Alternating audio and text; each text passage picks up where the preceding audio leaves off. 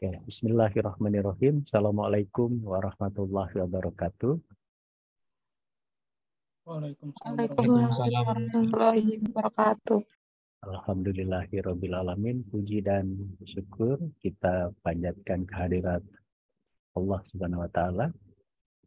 Memandangkan pada hari ini kita boleh jumpa semula dalam satu syarahan kali kedua subjek pendekatan interdisipliner dalam pendidikan sejarah. Dalam syarahan kali kedua ini saya nak guna bahasa Melayu dan harap-harap pelajar saya boleh paham. Memandangkan saya dah kerap dan biasa guna bahasa Melayu ini dalam syarahan-syarahan pada subjek yang lain. Jom kita mulakan majlis syarahan kali kedua ini dengan kali ketiga, dengan bersama-sama melafazkan basmalah. Bismillahirrahmanirrahim. Minggu lepas saya dah menyentuh dan mendedahkan serta mengupas mengenai apa pasal sains sosial diperlukan dalam kajian disiplin ilmu sejarah. Memang subjek ini adalah mengenai pendekatan interdisipliner dalam pendidikan sejarah. Tapi pendidikan sejarah yang saya maksud di sini adalah satu kajian sejarah. Sebab bila pendidikan sejarah sahaja setakat menumpukan pada proses pembelajaran di bilik darjah, dia macam lebih pada seni mengajar, bukan pada seni macam mana kita boleh mendalami dan memahami satu peristiwa sejarah. Jadi pendekatan disipliner dalam pendidikan sejarah di sini dimaksudkan bagaimana kita boleh paham mengenai apa yang berlaku dalam sejarah. Dan memandangkan sejarah itu adalah bersifat uniqueness, bersifat khas, dan bersifat partikular. Maka sesiapa yang nak mengkaji sejarah, dia tak setakat untuk mengkaji masa lalu, tapi kena ada hubung kaitnya dengan masa sekarang.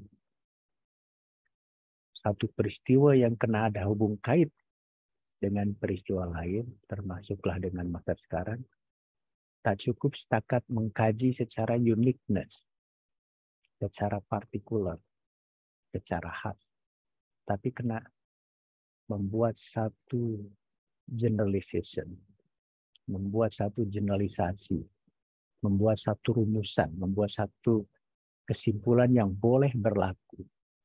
Peristiwa-peristiwa yang uniqueness itu pada di serata tempat.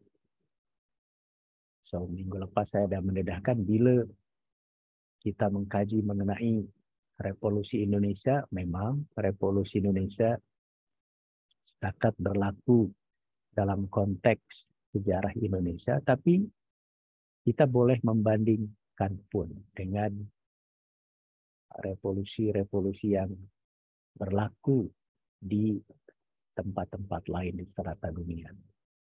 Macam revolusi di Vietnam, revolusi di Algier, revolusi di Yugoslavia, dan seterusnya.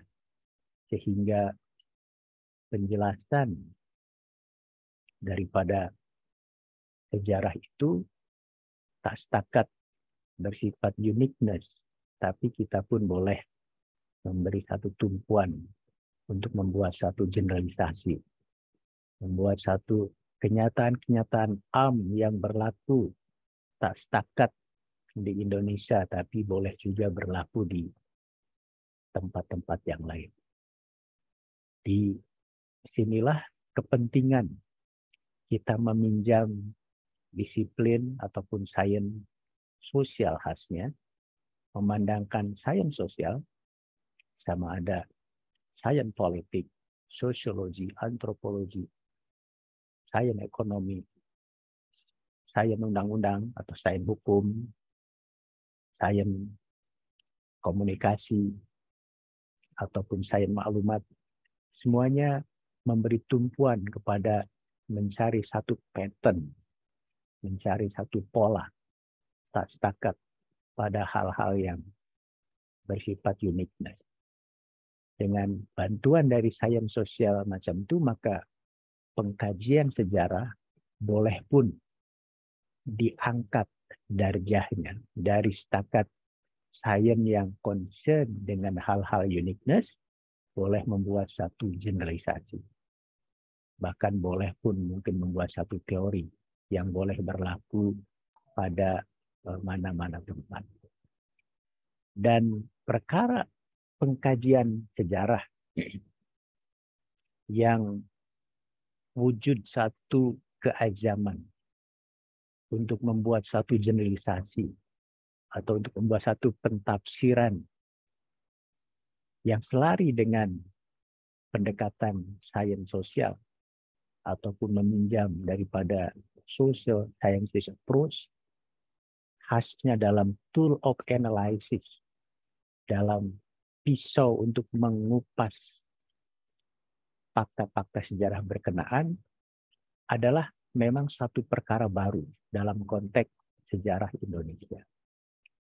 Jadi sejarah Indonesia sebelum dibantu oleh pendekatan sains sosial pun selalunya deskriptif, lepas itu setakat uniqueness saja, macam tak ada usaha untuk membuat satu generalisasi. Tapi pengkajian terbaru yang nanti saya nak dedahkan dari para sejarawan pelopor yang mencoba mengguna dan meminjam pendekatan sains sosial untuk menjadikan pentafsiran, analisis, kupasan, pembincangan, dapatan terhadap fakta-fakta sejarah itu boleh diperkayakan dengan analisis, dengan konsep-konsep, dengan pendekatan yang kita pinjam dari sains sosial. So, coba kita tengok pertamanya seorang sejarawan yang boleh dilabel sebagai pelopor dalam mengkaji sejarah dengan meminjam, mengguna sains sosial adalah seorang sejarawan Belanda bernama J.C. van Leur. J.C. van Leur membuat satu PhD tesis doktoral. Sesungguhnya tesisnya ditulis sebelum Perang Dunia Kedua, 1933. Van Leur sendiri adalah seorang sarjana Belanda yang nanti ikut membabitkan diri dalam Perang Dunia Kedua dan dalam pertempuran laut di Pulau Jawa berdepan dengan tentara Jepun. Van Leur pun meninggal dunia sebab kapal perang Belanda ditorpedo, dibedil, dibom oleh Jepun, oleh tentara Jepun. Jadi mati muda. Tapi disertasi dia, tesis PhD dia pada tahun 1933 dipublish pada tahun 1957. Van Leur membuat satu PhD tesis tajuknya Indonesian Trade and Society. Apa yang menjadikan tesis PhD-nya Van Leur ini kritikal bagi pensejarahan Indonesia, bagi historiografi Indonesia? Sebab Van Leur mencoba mengguna atau meminjam pendekatan sains ekonomi dan sosial sebagai pisau analisis, sebagai alat untuk mengupas fakta-fakta sejarah yang dah terkumpul. Jadi pada J.C. van Leur, bila nak mengkaji mengenai perkembangan ekonomi Indonesia ataupun perdagangan di Indonesia, dia kata tak boleh berasaskan kepada perspektif ataupun macam kaca cermin, kacamata ya, cermin kaca.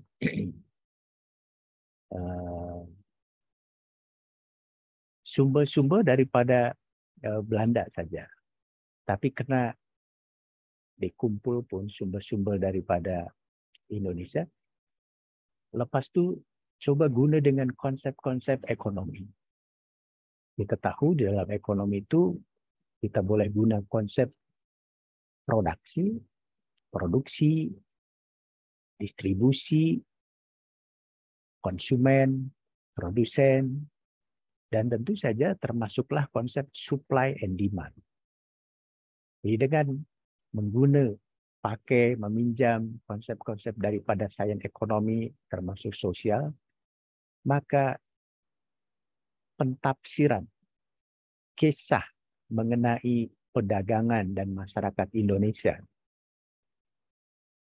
sama ada pada masa dahulu maupun sekarang itu tak setakat mengisahkan tentang apa yang berlaku pada masa lalu yang sifatnya uniqueness. Ternyata boleh juga apa yang berlaku aktiviti perdagangan, aktiviti ekonomi pada masa lalu itu kekal berterusan dan macam masih wujud polanya sehingga pada ketika Joseph Handler masih hidup.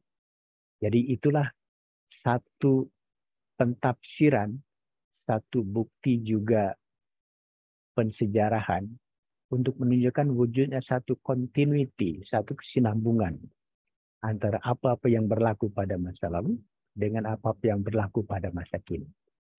Dan itu juga satu proses tak setakat connecting, tapi juga generalization.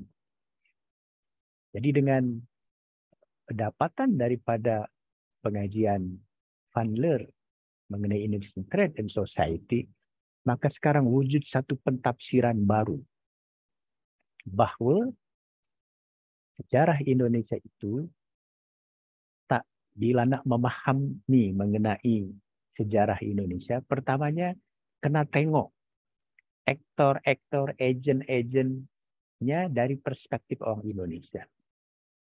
Tidak boleh sejarah Indonesia itu ditengok mengikut apa dalam bahasa Handler, setakat ditengok dari geladak kapal Belanda ataupun dari benteng-benteng atau loji-loji Belanda. Bila ditafsir guna pendekatan macam itu, dan itu selalunya pendekatan politik ataupun militer, maka tak nampak peranan golongan pribumi. Atau sejarah Indonesia itu perspektifnya kolonial sentris atau Belanda sentris. Jadi apa yang penting dari kajiannya J.C. Handler ini, pertama dia mencoba nak paham macam mana peranan golongan pribumi dalam konteks ini tentu bangsa Indonesia sendiri dalam aktiviti perdagangan sama ada dari masa lalu sehingga zaman sekarang. Dan yang kedua tentu saja ini adalah satu proses dekolonisasi dalam pensejarahan. Dekolonisasi dalam historiografi.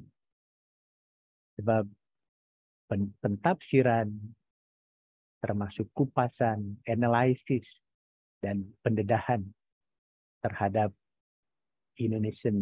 dalam Indonesian Trade and Society ini tak setakat Belanda sentris, Nederland sentris, tapi dah mulakan Indonesia sentris. Jadi sebenarnya bila kita nak jujur bahwa penggagas daripada historiografi yang berpaksikan national sentris ataupun Indonesia sentris sesungguhnya bukanlah, kita ambil contoh Muhammad Yamin ataupun Sartono Kartogirjo ataupun sejarawan Indonesia, tapi sumbangan daripada sejarawan Belanda. Dalam hal ini adalah J.C. van Leur. Sangat penting bukunya, dibaca juga. Saya pikir dari translate juga buku ini ke dalam bahasa Indonesia oleh penerbit Ombak ya, Yogyakarta. Jadi sila para pelajar baca juga bukunya, disertasi doktornya J.C. van Leur ini mengenai Indonesian Trade and Society. Itu satu bukti kukuh bahwa dengan meminjam sains ekonomi dan sosial, maka kajian mengenai perdagangan masyarakat Indonesia tak setakat bersifat uniqueness, tapi boleh pun membuat semacam generalisasi dan kita mendapatkan satu pentafsiran baru, pemahaman baru mengenai sejarah Indonesia. Oke, yang keduanya, kalau kita baca, ini juga satu PhD tesis, ya. Satu tesis doktoral daripada Sartono Kartodinjo 1966 yang dibuat di Leiden, ya, di negeri Belanda. Vision of Banten Report in 1888. Jadi satu sudah ditranslate pun PhD tesis ini ke dalam bahasa Indonesia, pemberontakan petani Banten, ya, 1888. Tentu kajian Sartono Kartodirjo ini bila kita tengok setakat 1 tahun juga kan, 1888, bila tak meminjam sains sosial, dia uniqueness. Mungkin nak setakat tengok siapa pelakunya, bila, di mana, apa pasal, mengapa dan seterusnya. Itu saja. Ya. Tapi memandangkan Sartono Kartodinjo mencuba meminjam sains sosial atau sosiologi sebagai alat bantu dalam mengupas, dalam menganalisis, maka dapatan daripada PhD tesisnya Sartono Kartodinjo ini, kita boleh paham bahwa apa yang berlaku dalam bantahan ataupun perlawanan petani di Banten itu pun boleh berlaku pada petani-petani di tempat-tempat yang lain. Sama ada petani di Vietnam, di Algier, di Afrika, di Asia, dan di Latin Amerika. Jadi konsep-konsep sosiologi, tentu bila sosiologi kita boleh misalnya ambil salah satu konsepnya mengenai authority. Bahwa di dalam authority itu wujud apa yang dipanggil dalam kategorinya Max Weber sebagai authority charismatic, authority tradisional, dan authority legal contohnya. Nah, macam mana konsep-konsep sosiologi ini digunakan oleh Sartono Kartodinjo untuk menganalisis, mengupas apa yang berlaku dengan petani di Banten pada tahun 1888. Jadi sosiologi, konsep-konsep sosiologi diguna oleh Sartono Kartodinjo dalam PhD tesisnya untuk menganalisis sehingga membuat satu tafsiran baru mengenai Vision Report of Banten in 1888, khasnya mengenai pola-pola gerakan protes petani. Dan juga ini satu, bila van Leur tadi mencoba memberikan sumbangan mengenai proses dekolonisasi dalam pensejarahan, dekolonisasi dalam historiografi, maka Sartono Kartodinjo dengan kajian mengenai pemberontakan petani Banten 1888, dia telah mengubah satu mitos, satu klaim ideologis daripada kerajaan penjajah Belanda bahwa pada hujung kurun ke-19, hujung abad ke-19, dan awal kurun ke-20, mula abad ke-20 adalah satu Pax Nederlandica.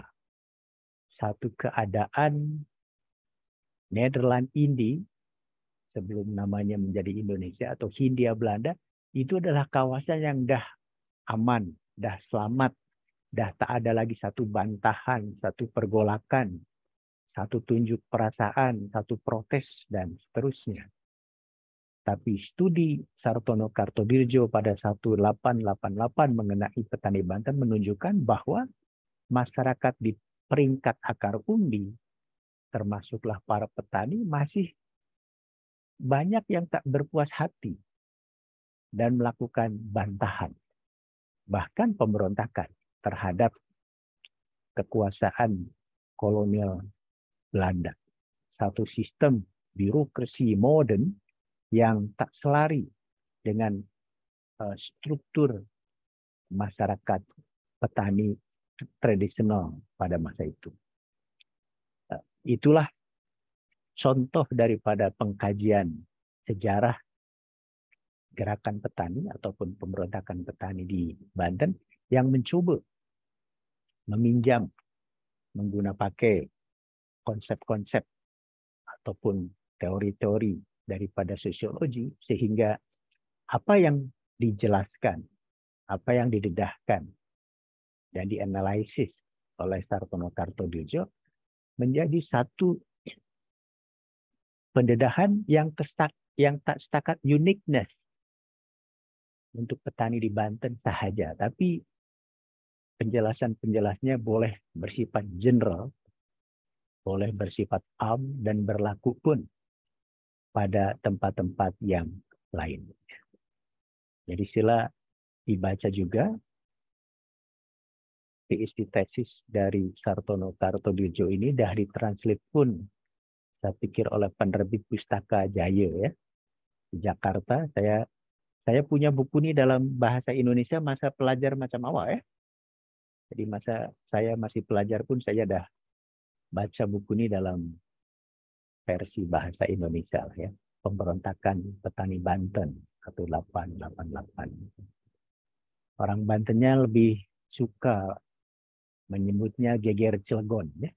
Geger Cilegon konon, sebab yang geger itu masyarakat Cilegon, sukunya bukan Banten seluruhnya. Jadi tapi untuk kepentingan satu analisis dan contoh macam mana mengupas satu peristiwa sejarah dengan meminjam pendekatan sosiologi, maka kita boleh mengupas peristiwa Geger Cilegon itu berdasarkan penjelasan-penjelasan yang pola-polanya, pattern-nya, dan kecenderungan-kecenderungannya, trennya itu memberikan satu gambaran yang umum, tak setakat partikular yang berlaku di Banten sahaja.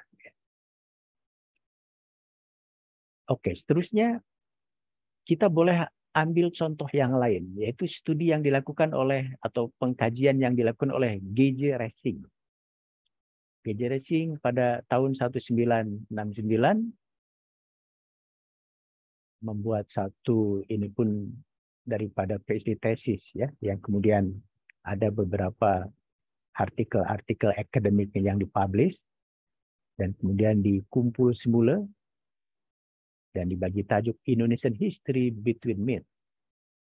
Jadi sejarah Indonesia di antara mitos-mitos ya, ini pun dari translate ke dalam bahasa Indonesia yang mencoba melihat bahwa sejarah Indonesia itu dari dahulu hingga sekarang, bila menggunakan pendekatan ataupun konsep-konsep daripada sains undang-undang atau ilmu hukum sebagai pisau analisis atau alat bantunya, maka mendapati bahwa kerajaan-kerajaan pribumi yang wujud di Indonesia, khasnya kesultanan Muslim yang wujud di Nusantara, ternyata sehingga Indonesia merdeka pun mengikut pendekatan undang-undang.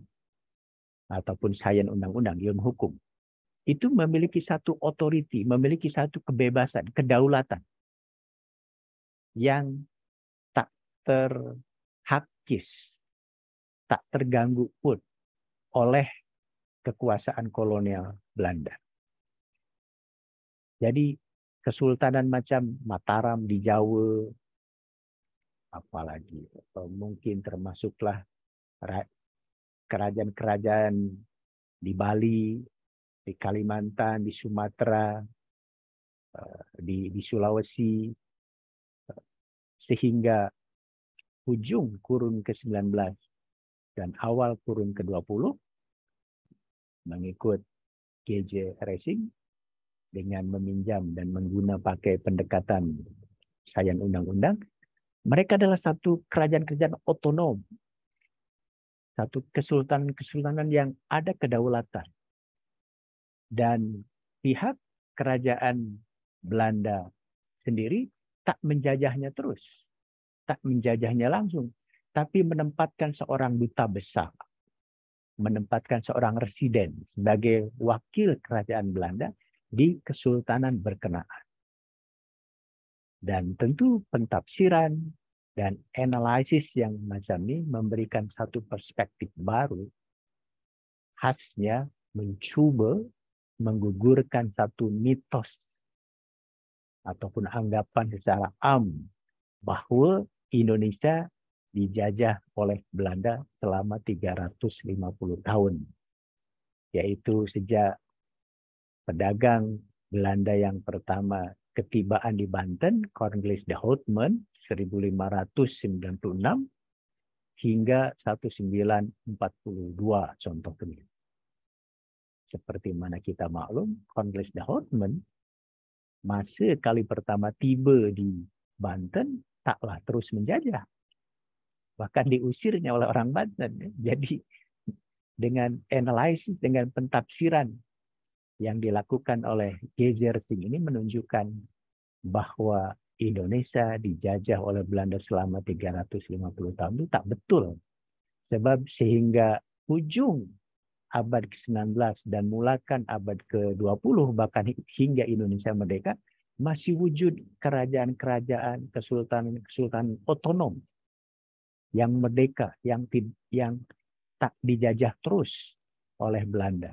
Belanda masih menghargainya sebagai satu kesultanan otonom, bahkan menempatkan seorang duta besar atau residen untuk melakukan hubungan dua hala antara kesultanan ataupun kerajaan pribumi dengan kerajaan kolonial Belanda. Jadi bagus juga dibaca, kalau juga dibaca bukunya G.J. Racing ini. Saya lupa tajuknya dalam bahasa Indonesia, tapi dah ditranslate dan diterbit oleh penerbit Jambatan, bila tak silap saya, di Jakarta ya. Jadi Racing bahkan menyatakan sesungguhnya Indonesia boleh didominasi, dikuasai sama ada terus maupun tak terus, langsung maupun tak langsung oleh Belanda. Sesungguhnya baru tahun 1915 atau 1916 dengan Bali dan Lombok di Seroboh diduduki oleh Belanda, atau Aceh hingga 1905-06 dengan berakhirnya Perang Aceh. Jadi dengan demikian Racing kata, bila nak tengok penjajahan Belanda secara dominan, baik terus maupun tak terus, langsung maupun tak langsung terhadap Indonesia, sesungguhnya baru mulakan selepas 1906, 1907, hatta 1915. Jadi bila hingga 1942 tewasnya kerajaan Belanda kepada tentara Jepun, mungkin kita dijajah oleh Belanda setakat 30 tahun sahaja, ya. Tidak hingga 350 tahun. Mungkin 350 tahun dahulu itu adalah ucapan dari Gubernur Jenderal De Jong, ya. masa pada tahun 1930-an berdepan dengan bantahan daripada Parti Komunis Indonesia yang memberontak pada tahun 1926. Lepas itu bantahan tunjukkan perasaan dari tokoh-tokoh nasionalis radikal macam Soekarno, macam Muhammad Hatta, macam Natsir, sehingga oleh Gubernur Jenderal De Jong ditangkap, dibui, dipenjara, dan dibuang. Ada yang ke Ligul, ada yang ke Banda Neira, ada yang ke Ende di Flores. Ya. Sehingga Gubernur Jenderal De Jong dengan angkuh, dengan sombong menyatakan, tapi ini satu kenyataan politik, ya, bukan kenyataan akademik. Dia kata kita telah menguasai Hindia Belanda selama 300 tahun. Ya tadi mungkin dimulakan dari Cornelius de Houtman, ketibaan di Banten. Dengan cambuk dan pentung, bahasa dia, cambuk dan pentung.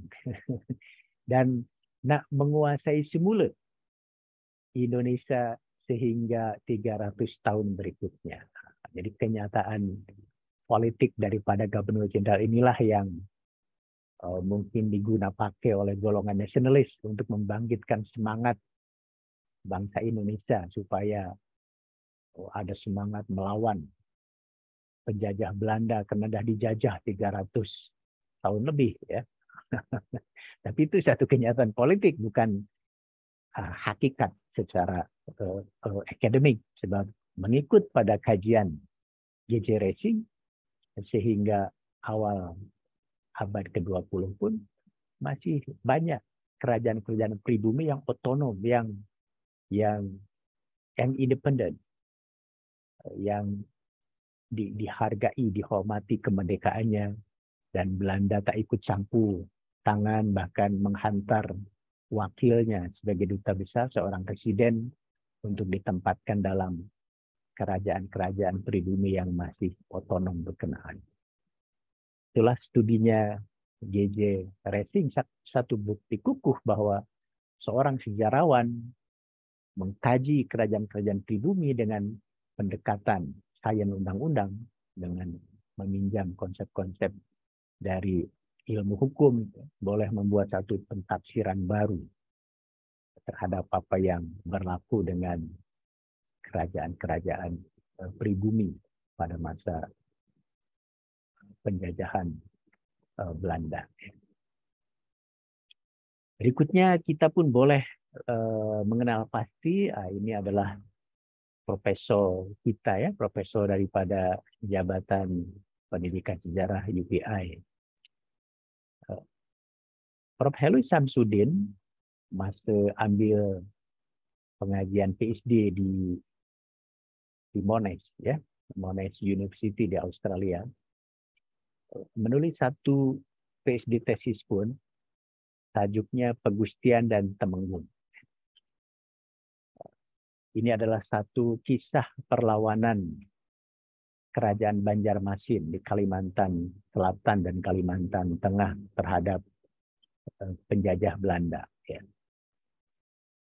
Soalan kritikal yang diajukan oleh Helwi Samsudin ialah macam mana perlawanan itu begitu lama, macam endemik, tak boleh ditumpas habis oleh askar penjajah Belanda. Dan dengan mengguna pakai dan meminjam konsep-konsep daripada antropologi, ya, mungkin juga ada sosiologinya, ya, terutama hubungan antar ahli-ahli keluarga besar dan seterusnya sebagai alat bantu analisis. Maka disertasi Prof. Helwi Samsudin ini mampu memberikan satu penafsiran baru bahwa gerakan sosial untuk menentang kolonial Belanda di Kesultanan Banjarmasin itu berlaku lama dan macam endemik, macam penyakit, macam pandemi yang sekali-sekala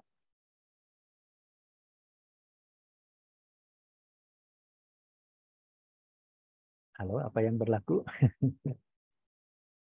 Apakah masih terdengar rekaman saya, suara saya? Masih, Pak. suaranya, Pak? Pasti, Pak. Sebentar, masih direkam nggak ini? Sedang Masih. di-pause, Pak, itu, Pak. Sudah. Sedang di pause. Ini sekarang sedang di-pause. Gimana supaya bisa direkam kembali? Boleh, Pak, sama saya cobain. Coba. Oke, 1, 2, 3. Sudah, Pak. Oke, Sudah terekam kembali. oke, terima kasih. Oke, so dengan pakai atau meminjam daripada sains antropologi atau ilmu antropologi ini, maka PhD tesis dari Prof. Helly Samsudin boleh membuat satu pentafsiran baru bahwa gerakan perlawanan masyarakat Banjar terhadap pihak penjajah Belanda ini macam endemik, macam satu penyakit yang sekali-kala boleh muncul, sekali-kala boleh tenggelam, tapi ini adalah berbahaya sehingga serupa pun dengan mitos yang dicipta oleh kerajaan kolonial Belanda bahwa konsep Pax Nirlandika itu tak betul. Bahwa Hindia Belanda dah aman, damai, selamat. Bahkan orang Belanda selalu membuat satu gambaran bahwa Hindia Belanda pada ujung abad ke-18, awal abad ke-20 digambarkan dengan 1-2 ayat, yaitu Erg Mooi atau India Mooi. Erg Mooi bahasa Belanda. Erg itu sangat, Mooi itu lawa atau cantik. Jadi Erg Mooi. Ini Hindia Belanda yang cantik sangat, molek sangat. Itu tak betul.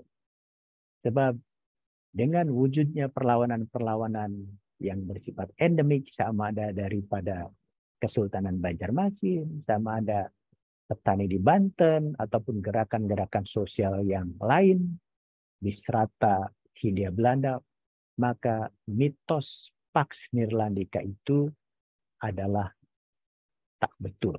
Atau konsep Pax Nirlandika itu mitos belaka, bukanlah satu hakikat, bukanlah satu apa yang berlaku sebenarnya. Ya. Jadi boleh baca juga nih disertasinya, dah dipublish ya oleh penerbit Balai Pustaka Jakarta ya, mengenai Pegustian Temenggung ini. Dan akhir sekali saya bolehlah ya memperkenalkan tesis master saya ya. Saya masa ambil pengajian sarjana ataupun S2 di UI, di UI Jakarta, University Indonesia di Jakarta, saya membuat satu tesis pun ya. Satu tesis sarjana ataupun tesis master, yaitu Suara dari Dua Kota, Revolusi Indonesia dalam pandangan Surat Kabar Merdeka Jakarta dan Kedaulatan Rakyat Yogyakarta 1945-47. Pemandangan ini adalah mengkaji mengenai akhbar, mengenai surat kabar, maka saya nak guna sains maklumat, ya, sains komunikasi.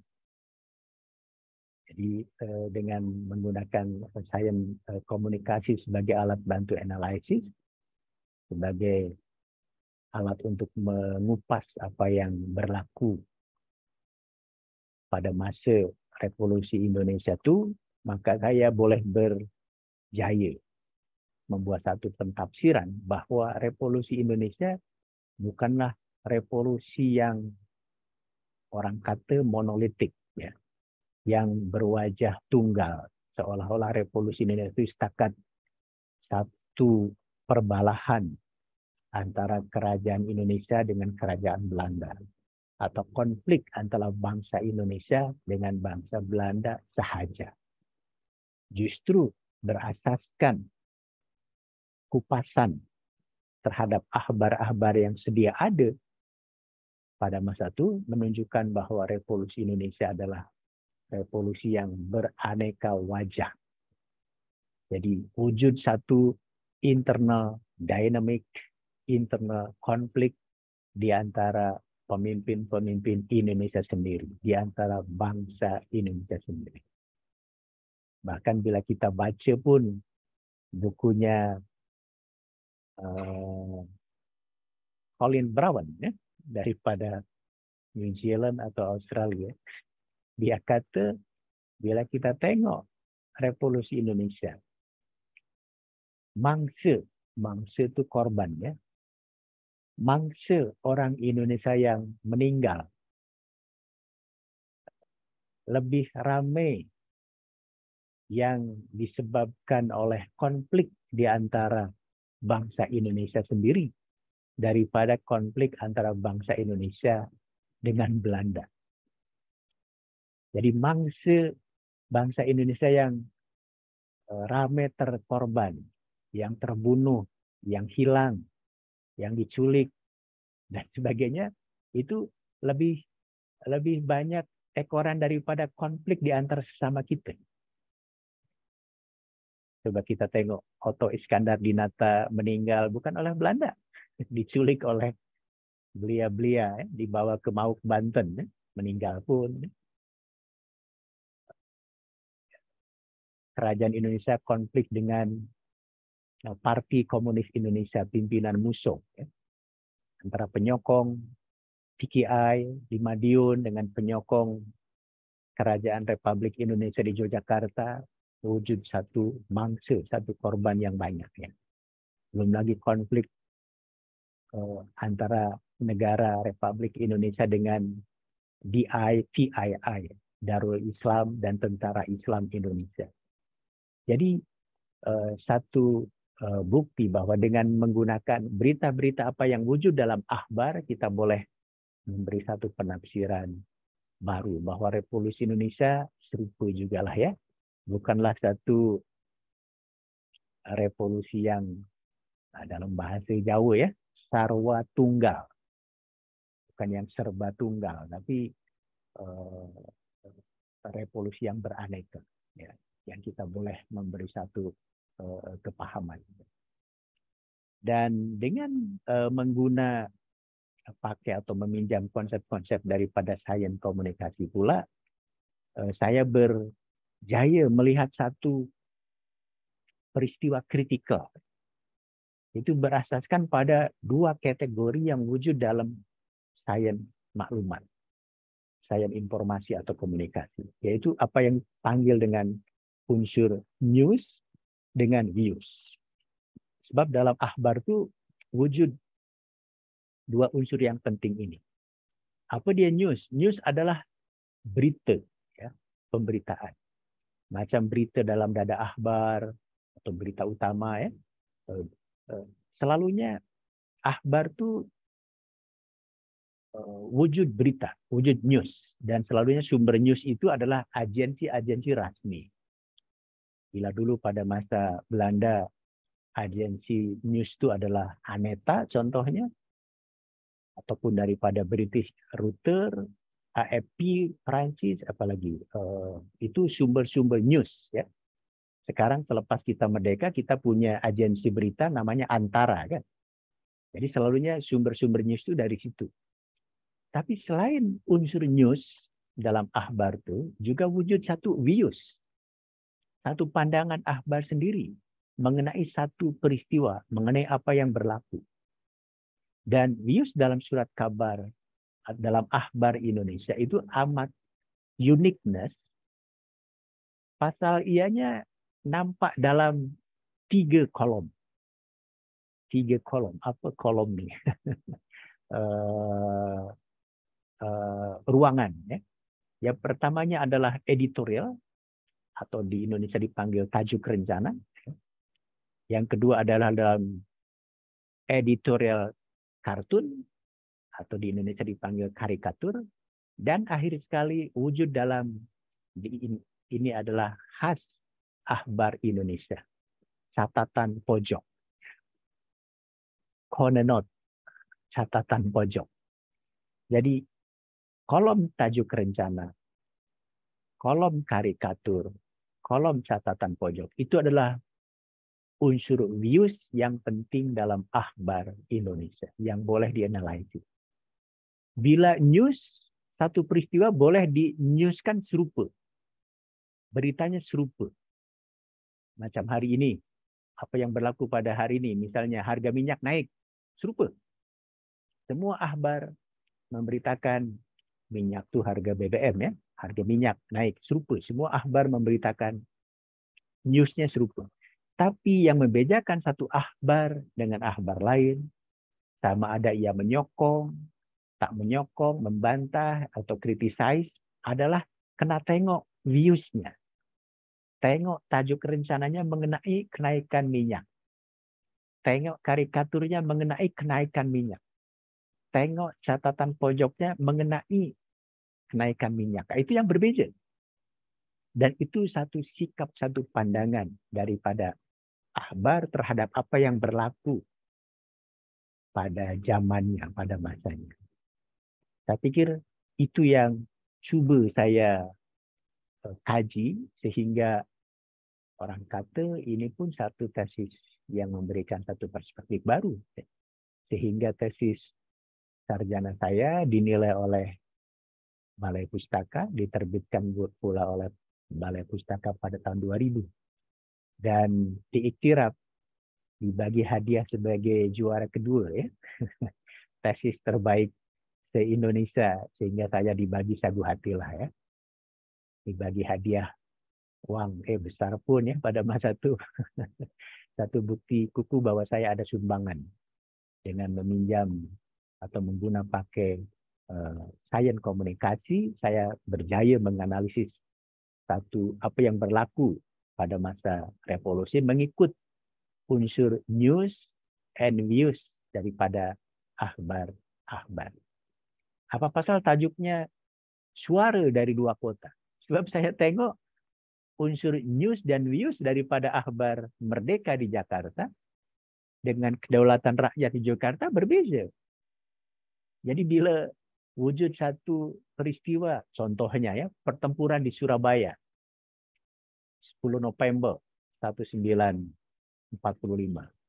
News and views Merdeka dengan news and views kedaulatan rakyat berbeza. Itulah sebabnya saya ambil ini elok bila tajuknya suara dari dua kota. Bahkan penguji saya kata sepatutnya dicampur tajuknya suara dari dua kota mengikut orang kota Bandung. Waktu itu saya adalah pensyarah beliau daripada Bandung. Oke, saya pikir itu pendedahan saya mengenai apa pasal sains sosial, ilmu-ilmu sosial itu boleh membantu, menolong daripada disiplin sejarah supaya pengkajiannya tak bersifat uniqueness saja, partikular saja, khas saja, tapi boleh pun apa yang berlaku pada satu tempat boleh dibuat semacam generalisasi atau dianalisis lebih menarik lagi sehingga memberikan satu perspektif baru.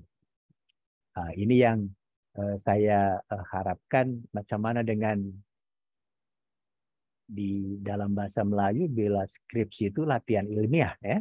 Macam mana dengan latihan ilmiah awal sebagai calon pelajar undergraduate ya. Jadi saya harap latihan ilmiahnya undergraduate thesis awak pun cuba ya meminjam konsep-konsep daripada ilmu sosial sehingga tak setakat mengkaji satu peristiwa sejarah itu uniqueness-nya saja.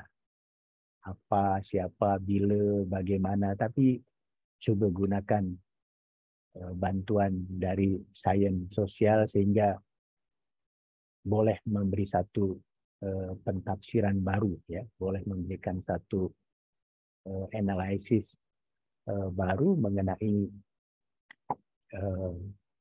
tajuk-tajuk latihan ilmiah ataupun judul-judul skripsi yang akan Anda tulis. Ya.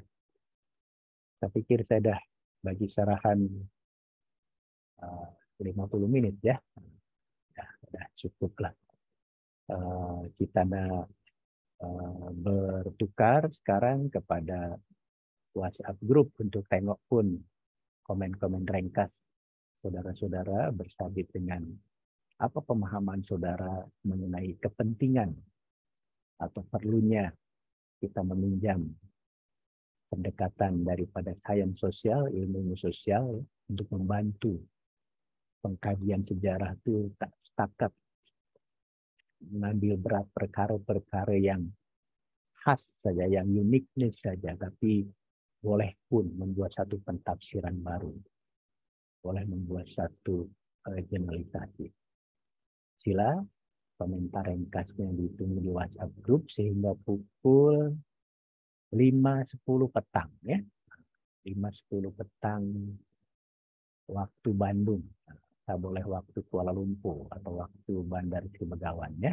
Jadi itu sahaja, dan pengetua kelas jangan lupa hari ini adalah tajuk-tajuk latihan ilmiah atau undergraduate-nya sila dihantar ya kepada saya sebagai bahan pembentangan, bahan presentasi nanti dalam sarahan kali kelima ya. So, pekan hadapan saya masih membagi sarahan ujung, sarahan terakhir, dan saya nak guna sarahan pekan hadapan dalam bahasa bonda saya. Dalam bahasa ibunda, bahasa tempatan, yaitu bahasa Sunda ya. Sekian, terima kasih. Jom kita akhiri sarahan kali ketiga pada hari ini dengan bersama-sama pun melafazkan hamdalah.